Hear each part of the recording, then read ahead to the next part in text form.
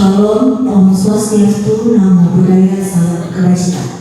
Perkuat moderasi beragama pada lintas agama di Balai Diklat Keagamaan Palembang secara resmi membuka pelatihan penguatan moderasi bagi organisasi masyarakat pemuda lintas agama Angkatan Ketiga Provinsi Sumatera Selatan tahun 2025 pada Selasa 11 November 2025. Peserta kegiatan berjumlah 40 orang dari 6 agama yang resmi di Indonesia. Kegiatan ini dibuka langsung oleh Kepala BDK Palembang, Saifuddin, Kepala Subbagian Tata Usaha Mukmin, Ketua Tim Kerja Teknis Administrasi Mona Arida Oktaria, serta para widiswara dan panitia pelaksana pelatihan. Dalam sambutannya, Saifuddin menyampaikan pesan penting terkait penguatan moderasi beragama di tengah keberagaman masyarakat. Ia menegaskan bahwa istilah moderasi beragama sering terdengar, namun menjadi tantangan tersendiri apakah nilai-nilainya sudah benar-benar diaplikasikan dalam keseharian.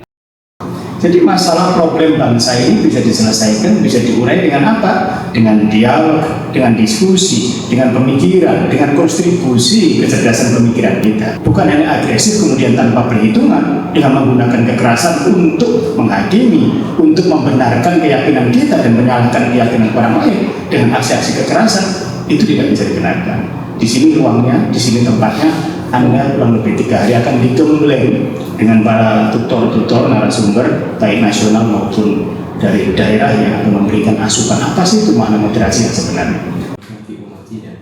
Ya Rabbana lakal hamdu kama yanbaghi li jalali wajhikal karim wa 'azimi sultanik. Allahumma shalli ala sayyidina Muhammad